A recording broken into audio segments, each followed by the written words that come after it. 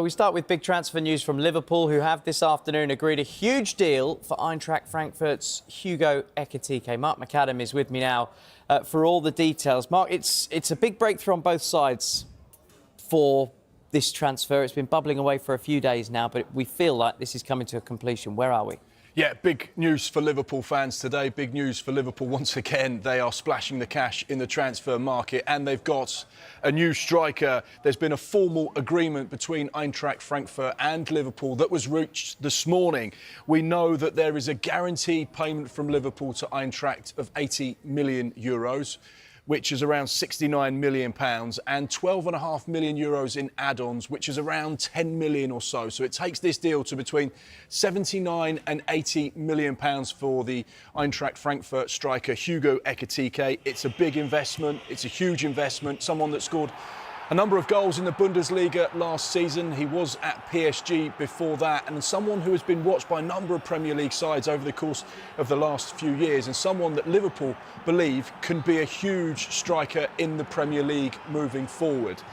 He is a player that will be going through the formalities of his medical tomorrow, so he's expected in the UK at some stage in the next 24 hours, and he'll be signing a 6-year deal as well in the Northwest. A player that was coveted by the likes of Newcastle and other sides in the Premier League over this transfer summer, but it's Arne Slot and Liverpool that have won the man they wanted, and they've had to splash the cash to do it as well. And when you look at Liverpool's spending over the course of this summer, they really have gone to town in backing Richard Hughes, Michael Edwards and Arne Slot in bringing together a really exciting young team. Now, this is a graphic of their most expensive signings over the course of the club's history. You can see Florian Wirtz out in front. You have to remember as well that that is 100 million of guaranteed payments. The 16.5 is additional add-ons. And obviously, because he hasn't kicked a ball for Liverpool yet, they're still at 100 million. But you can see Hugo Ekitike, that's 79 million, which includes the add-ons, would put him third on Liverpool's all-time purchases list. Darwin Núñez up there, Virgil van Dijk that joined from Southampton as well. And you can see the investment in this new striker as well from Liverpool, the fact that he sits so prominently in that list of all-time buys. Just looking at this graphic here, Wirtz we don't know yet, Van Dijk outright success, Alisson brilliant success, Dominic Szoboszlai, they all represent great success on the money they invested. This is huge money they're spending on a striker that is still relatively young and still relatively untested. We don't have that much evidence of his output over a course of seasons. No, he's had really just one really strong season, and that was last season in the Bundesliga for Eintracht Frankfurt. He was purchased by PSG as one for the future, a young French striker. We know that PSG's model has gone away from the big money marquee Galactico signings into those young players that they can develop and mould, the Parisian-based players, and look at the success they've had. So going away from that model was kind of, Hugo was a part of that at the start. Now, Liverpool do a lot of their recruitment on data, algorithms and information they get. It's not just about watching players, it's about what they do. How many forward runs do they make? How good are their sprints? How much do they press from the front?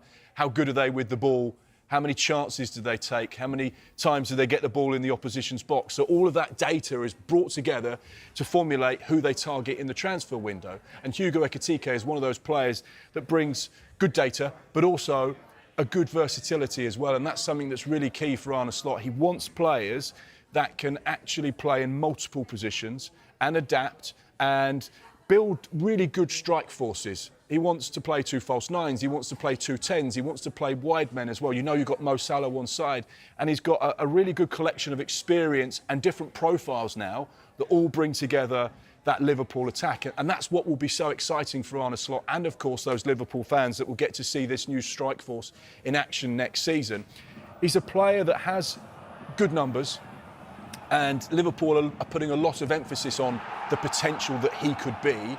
They clearly feel like he can fit into their system and adapt to what Liverpool are about. 23 years old, young, hungry, someone that's been on the radar and someone they feel will have a huge impact.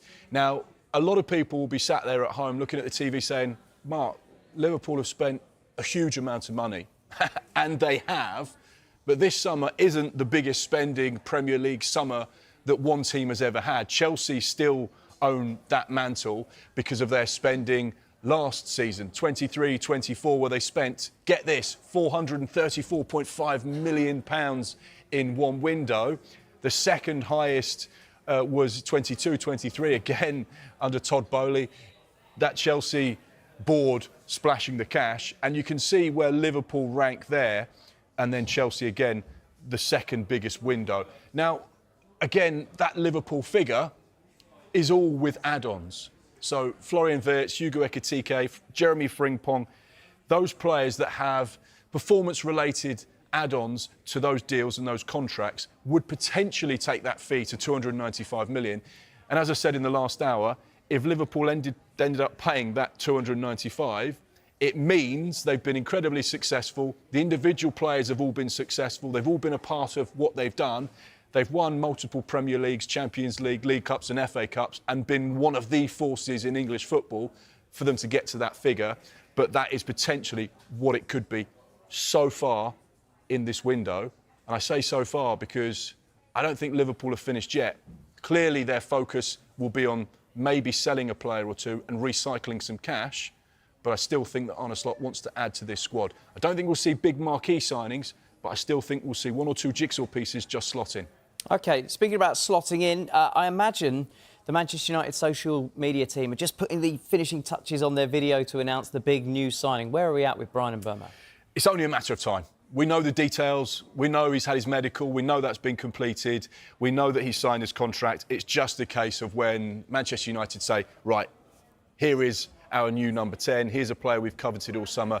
Here is the official confirmation. But we have had some detail on a player leaving Manchester United and heading for Barcelona. That's Marcus Rashford. We've been speaking about it throughout the course of this summer. We saw the pictures of him arriving in Spain. The latest information is, and I find this quite interesting as well, because that loan year that he has in La Liga now with Barcelona has an option in it, and the option is 30 million euros, around 26 million pounds. So we know that Aston Villa could have exercised their option on Marcus Rashford at 40 million. The price has come down for Barcelona, and should he have a successful campaign in Spain and they decide to make that option permanent, it's going to cost Barcelona 26 million pounds, which for a player of his calibre, profile, potential, that looks like a really good piece of business for them. The good thing for Manchester United is they get the wages off their wage bill, which are in excess of £300,000, paid fully by Barcelona.